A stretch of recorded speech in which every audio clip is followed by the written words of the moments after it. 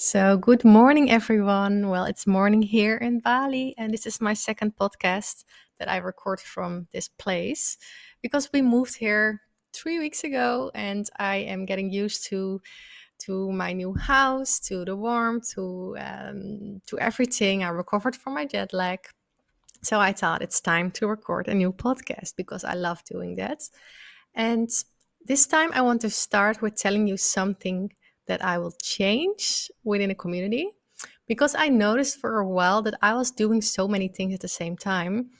For example, I was doing like Instagram, like emails, everything, also welcoming new members. So I just want to get more structure in the community. So I decided to close the doors to the community after this week. So you only have this week to sign up to the community, and I will keep the door closed for a couple of months, maybe longer. I don't know.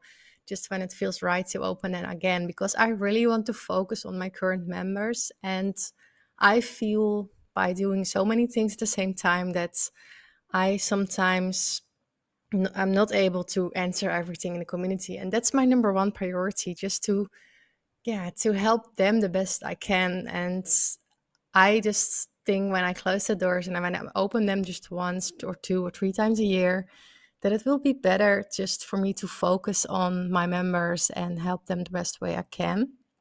So this week is the last week that you can join a community. And then I think I will open them in summer or somewhere. I'm not sure yet. I can't promise anything, but I will keep them closed for a couple of months. So if you are listening and if you're thinking, hey, I want to join this community, only this week it's possible. And then after Sunday midnight, I will close the doors and then it will stay closed for a couple of months. But let's continue with this podcast because in this podcast, I want to talk about the 3 best ways to beat fatigue symptoms after I sustained my concussion. And this is a blog that I wrote, and I want to read my blog out loud so you can just listen to it instead of reading. So let's start. My 3 best ways to beat fatigue symptoms after I sustained my concussion. Fatigue is definitely the hardest symptom for me to deal with. I recently asked in a post on Instagram if you can get rid of one symptom, which one would it be? And around 70% responded fatigue. There are a few things that help me when I have fatigue symptoms. I know it's not a real concussion treatment, but something I tried myself, so read further. 1. Taking a cold shower. I know I hate it, but on the other hand, it helps me a lot. And I'm always happy when I step out of the shower refreshed and with a clear head. I learned that it's most helpful to not just stand under a cold shower, but to change it from hot to cold a few times. Don't ask me what's doing exactly, but it activates the bloodstream way more than just one cold shower. So I always start by showering normally with hot water. Then I make the water cold for 30 seconds and turn it on hot for 30 seconds. Then again cold for 30 seconds and so on. I think I do around 5 rounds and then I'm done with it. So try it yourself and see if it works for you. 2. Doing interval training plus cognitive exercises. Interval training is something that really helps me in my concussion recovery. I didn't do this in my first 2 years because I just didn't know I would benefit this much from it. I learned doing those intervals at Cognitive FX, and I always feel such a difference when I do them and when I take a break from them. And there are 2 main reasons why interval training is so effective for people with a concussion. 1, every time you do the interval training, you get a boost of neurotransmitters, proteins, and oxygen in the brain. All of those are helpful, but the most helpful neurochemical for people with a concussion is the brain-derived neurotrophic factor, BDNF. And interval training is by far the fastest and most efficient way to maximize a BDNF boost. 2, the fight-flight system and the rest and digest system are out of balance. Intervals and the breathing exercises will help you to rest the system to become more active. So why not try to do the intervals yourself? I heard about so many positive experiences, and for me, this was a game changer in my recovery. Because I want everyone to feel the benefits, I created a 7-day interval course so everyone can learn how to do them correctly. I always do them on my stationary bike or running outside, but there are way more ways to do them, and I will teach you everything you need in this 7-day course. So if you're interested in this course, you could just go to my website, theconcussioncommunity.com, and click on courses, and you will find it over there. You will get the best results by combining interval training with cognitive exercises.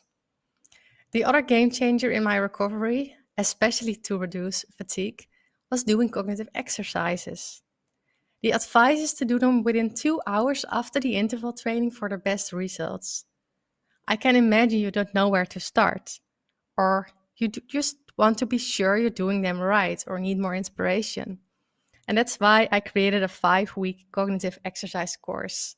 And then in this course, I will guide you through my 15 most effective cognitive exercises. You will find this one on my website as well. The improvements I felt after doing the interval training and cognitive exercises for months. It reduced my brain fog and the pressure on my head. I can think more clearly, and I have moments where I feel a bit like the old me. It gave me an energy boost. I get more energy during the day and I don't need to nap anymore. My mood is better.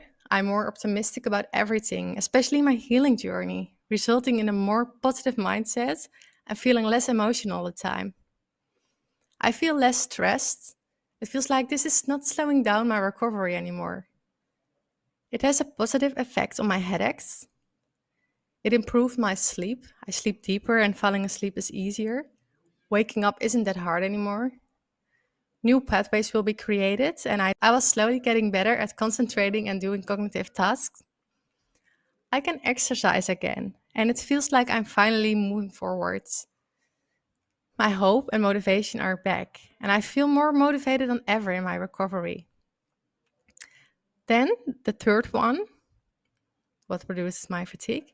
My green smoothie does reduce fatigue symptoms. Every day, well, almost every day, I start my day by drinking my smoothie. I started doing this 2 years ago. Someone gave me that tip. I was skeptical about it. What difference could it make for my symptoms? But I had nothing to lose, right? So I bought all the ingredients and started drinking this smoothie. In the first few days, I had a few detox symptoms like floating belly. I thought that was great because it was doing something. I continued drinking, and after a week, I felt the biggest difference. My fatigue symptoms weren't that bad anymore. I had more energy. My skin started to get better because after my accident, I had a lot of acne, and I felt really empowered. So, what do you need and what are the ingredients? The only thing you need is a blender.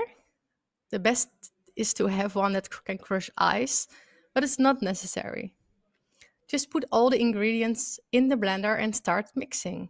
So the ingredients are a half banana, 1 teaspoon cacao, 1 teaspoon maca powder, a handful of spinach, a little bit of kale, few slices of cucumber, a half avocado, celery, small piece of fresh ginger, 1 tablespoon of flax seeds, 1 teaspoon of chia seeds, 1 teaspoon hemp seeds, and 1 scoop sugar-free pea protein powder.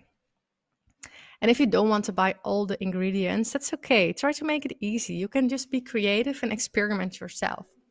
And I will add a link in the description of this podcast so you can find the ingredients and you don't have to remember or write down everything. So just click on the link below this podcast episode and you will find my full blog where you will find all the ingredients. And let me share you 2 more or less tips which are also helping to reduce my fatigue. One is matcha powder. This is something that new added to my diet and I can feel the benefits already. It's a superfood and it has a lot of benefits. You feel calmer, your sleep is better, and it gives more energy. It's good for your immune system, better focus, improves your heart, and there are so many antioxidants in it. There are 125 more in the matcha powder than in spinach. feeling less overwhelming, and many more. So you can add a teaspoon to your smoothie, make a matcha latte or matcha tea. And it's important to look at the quality of this powder, as many of them aren't that good. But the ceremonial grade is the best one you can have.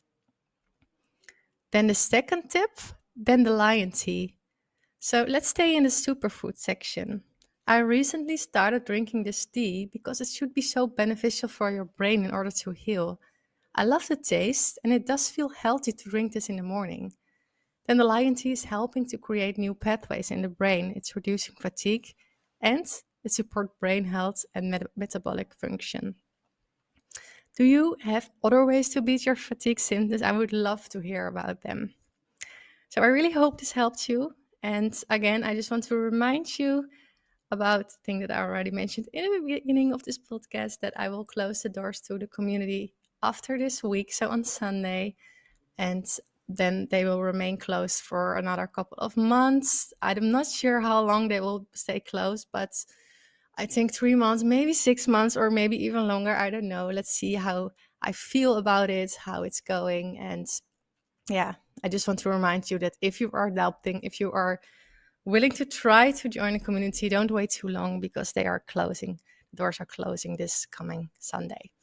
So I wish you a good day, and I hope to see you in the community. If you still have any questions, please let me know, and I'd love to help you where I can.